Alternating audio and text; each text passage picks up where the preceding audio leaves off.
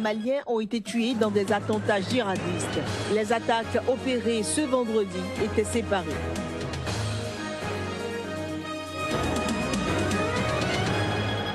En Afrique du Sud, des policiers de l'apartheid poursuivis pour la disparition de Nokutula Simelane, une militante anti-apartheid enlevée et assassinée.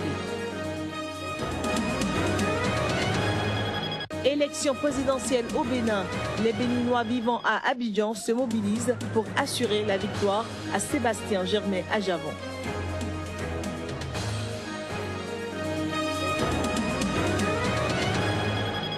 Au Mali, 4 casques bleus et 3 militaires maliens ont été tués dans des attentats djihadistes. Bonsoir chez vous. 7 militaires, dont 4 casques bleus guinéens et 3 soldats maliens, ont été tués ce vendredi dans le nord du pays.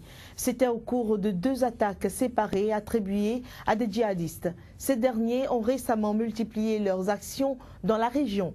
Le camp de la mission de l'ONU au Mali à Kidal a été donc la cible d'une attaque combinée qui a fait 4 morts et une trentaine de blessés selon la mission onusienne.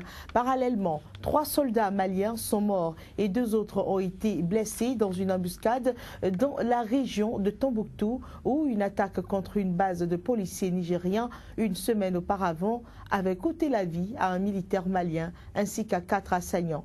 Cet attentat avait été revendiqué par Al-Qaïda au Maghreb islamique. Puis, annonce de poursuites judiciaires contre 4 policiers suspectés de l'enlèvement et de l'assassinat d'une militante anti-apartheid en Afrique du Sud. Un rebondissement qui survient plus de 30 années après la disparition de Nokutula Simelane. Quelques réactions de la famille et de la défense de la victime. I should not be wiping my mom's tears today. Je ne devrais pas essuyer les larmes de ma mère aujourd'hui, parce que je suis sûre que 20 ans après, elle devrait avoir fait son deuil, comme tout parent qui a perdu un enfant. Elle aurait dû faire son deuil, mais elle ne peut pas et vit avec cette douleur chaque jour. Vous n'avez aucune idée de ce qu'elle traverse en ce moment. Donc, ils doivent être poursuivis. They must be prosecuted. The evidence, of course, suggests that les preuves laissent penser que Nokutula a été brutalement torturé avant d'être tué et sa torture a laissé une image très vive dans nos esprits. C'est une affaire emblémique, symbole de nombreuses autres affaires qui restent non résolues. Et bien sûr, jusqu'à ce que nous nous en occupons, on ne pourra jamais parler de réconciliation dans ce pays. Allez trouver ces policiers dont l'État disait qu'ils étaient introuvables. Nous avons dû les chercher et les localiser. Ils sont toujours en vie. Certains d'entre eux sont encore dans la police aujourd'hui. En ce moment même, ils sont dans un commissariat à travailler normalement. Pour justifier son refus d'arrêter en 2015 le président soudanais Omar el-Béchir, inculpé par la Cour pénale internationale, Pretoria, la capitale administrative de l'Afrique du Sud, a évoqué ce vendredi devant la justice sud-africaine l'immunité diplomatique, une affaire qui avait provoqué une vive polémique. Alors que le président soudanais Omar el-Béchir participait en Afrique du Sud à un sommet de l'Union africaine en juin 2015, un tribunal de Pretoria lui avait interdit de quitter le territoire dans l'attente d'un jugement définitif. Mais le gouvernement sud-africain avait laissé le président reprendre son avion, qui plus est depuis une base militaire. Mécontent, le ministère sud-africain de la Justice avait alors saisi la Cour suprême d'appel. Pour rappel, le président soudanais Omar el-Béchir est depuis 2009 sous le coup d'un mandat d'arrêt de la Cour pénale internationale pour crimes contre l'humanité, crimes de guerre et génocide dans le conflit au Darfour, dans l'ouest du Soudan, qui a fait plus de 300 000 morts. Lors de l'audience ce vendredi à Bloemfontein, Pretoria a fait valoir qu'Omar el-Béchir ne pouvait pas être arrêté conformément à la législation sud-africaine sur l'immunité diplomatique. Mais selon l'accusation, Omar el-Béchir, qui est un dirigeant en exercice, ne peut pas profiter de sa fonction pour échapper à la Cour pénale internationale. L'audience a duré toute la journée de vendredi à la Cour suprême d'appel qui devrait se prononcer ultérieurement sur la recevabilité ou non de sa saisine par l'État. Il faut dire que ce dernier épisode judiciaire sur l'affaire Omar El-Béchir intervient alors que les dirigeants africains envisagent de se retirer de la CPI, accusés de s'acharner beaucoup plus sur l'Afrique, sur les chefs d'État africains, y compris des chefs d'État en exercice, que sur le reste du monde, selon les termes du président tchadien Idriss Déby, président en exercice de l'Union africaine. Au Soudan du Sud, le président Salva Kiir a nommé au poste de vice-président son ennemi juré, Riek Machar, chef de la rébellion. Cette décision est consécutive à l'accord de paix signé en août 2015 et destiné à mettre fin à plus de 2 années de guerre civile. Riek Machar, à nouveau au poste de vice-président au sud du Soudan, cela apparaît comme un pas en avant dans l'application de l'accord de paix en vigueur voilà bientôt 6 mois. Une bonne nouvelle, s'est contenté de déclarer le chef de la rébellion heureux que l'un des principaux points de crispation à l'accord de paix signé dans la douleur fin août 2015 ait finalement été pris en compte. Depuis la signature du fameux accord de paix, Riek Machar n'a jamais plus mis les pieds à Djouba, la capitale du sud du Soudan. L'accord n'a non plus empêché les combats opposant les deux camps de se poursuivre sur le terrain. Devenu indépendant en juillet 2011 sur les ruines de décennies de conflits avec Khartoum, le Soudan du Sud a replongé dans la guerre le 15 décembre 2013 quand des combats ont éclaté au sein de l'armée nationale. Une armée minée par des dissensions politico-ethniques alimentées par la rivalité à la tête du régime entre Kiir et Machar. Le conflit a débuté dans la capitale Djouba lorsque Kiir, un Dunka, a accusé son ancien vice-président de l'ethnie Nour de fomenter un coup d'État. La suite a été des plus effroyables. Plus de 2 millions de personnes ont été chassées de chez elles et des dizaines de milliers tués avec à la clé des massacres ethniques, viols, tortures, meurtres et recrutement d'enfants pour enrôlement forcé. Autre signe des horreurs commises, l'UNICEF a annoncé en juin 2015 que des enfants étaient égorgés, violés et brûlés vifs. En octobre, des experts de l'ONU ont mis en garde contre un risque concret de famine en cas de poursuite des combats dans certaines zones inaccessibles aux agences humanitaires. De l'aide a depuis pu y être distribuée, mais les conditions de vie continuent d'y être extrêmement difficiles. En Côte d'Ivoire, pays qui compte plus de 2 millions de Béninois, on estime à 8300 le nombre de concitoyens qui voteront. Actuellement, à Abidjan, un seul candidat mobilise l'attention de ses électeurs. Notre correspondant les a retrouvés dans la commune de Cocody, au bord de la lagune Ébrié, en plein meeting de campagne pour Sébastien Germain à Javon, Chris Paterne à Sémia. Au-delà des frontières béninoises, l'image de Sébastien Germain à Javon, qui a décidé de sortir le Bénin de la léthargie, séduit tant à Cotonou que sur les bords de la lagune Ébrié à Abidjan. Ce sont des Béninois conquis par le projet de société et qui se disent désormais acquis à la cause de Sébastien Germain à Javon, décidés à donner une nouvelle couche de peinture à la marina afin de s'y installer au soir du 28 février 2016 qui se sont réunis ici.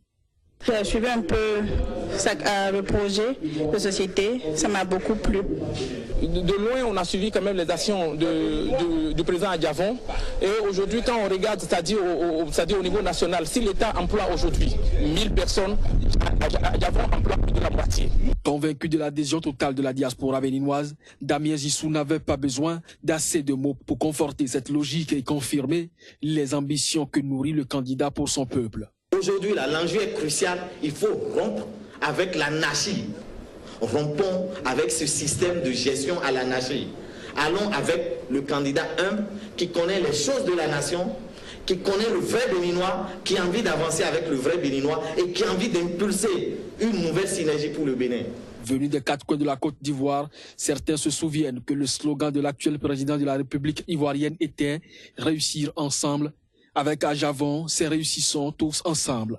Autant de similitudes qui, pour certains, augurent d'une victoire prochaine.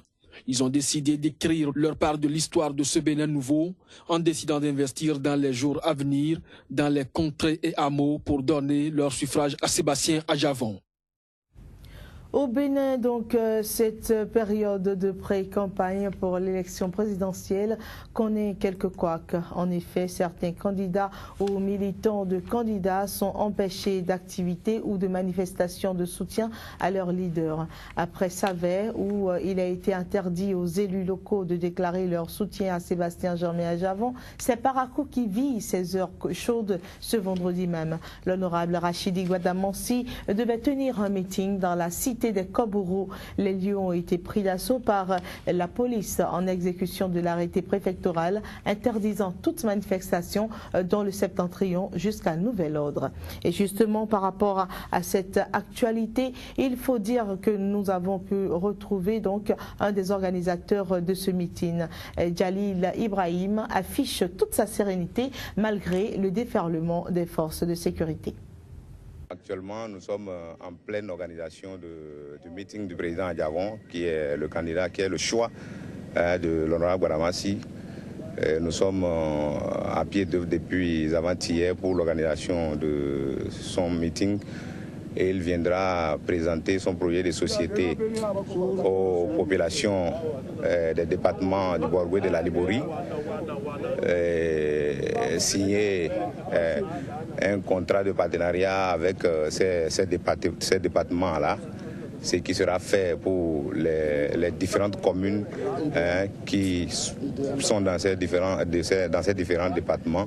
Donc c'est en prélude à ça que nous sommes organisés. Nous avons toutes ces installations-là, nous avons mis ça en place. Nous attendons d'ici quelques heures le président Adjavon pour qu'il vienne présenter son projet de société aux populations des deux départements. J'estime que les forces de l'ordre qui sont présentes ici sont là pour notre sécurité. C'est ce que moi je crois, oui.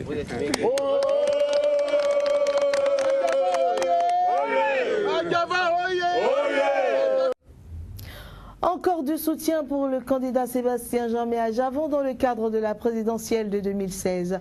À l'instar de beaucoup d'autres mouvements, les militants du MJCA, entendez Mouvement des Jeunes, conscients de la commune d'Adjara, lui ont aussi apporté leur soutien. C'était à la faveur d'un meeting. La vague de soutien de Sébastien Germain Adjavon accueille en son sein de nouveaux adhérents. Il s'agit des militants du mouvement des jeunes conscients de la commune d'Adjara, MJK, qui ont officiellement déclaré leur soutien aux candidats pour le scrutin présidentiel. Un choix qui résulte de mûres réflexions, se rapportant notamment aux difficultés que rencontre la jeunesse béninoise. La jeunesse, fer de lance de tout développement, est laissée pour compte. Et comme si cela ne suffisait pas, cette jeunesse qui ne cherche qu'à travailler est instrumentalisée. Le nombre de jeunes au chômage ne fait que croître. Nous avons donc décidé de participer au salut de notre pays par le choix d'un homme capable. Ce homme n'est rien d'autre que le président, le professeur d'économie pratique et le président Sébastien Germain Adjavon. Au rang des invités, Émile Koudjo, venu représenter le candidat Sébastien Germain Adjavon. Il a remercié les militants du MJK et les a conviés à aller retirer leur carte d'électeur. Aller chercher vos cartes pour garantir la victoire au président Sébastien Adjavon. Je vous remercie, chère population.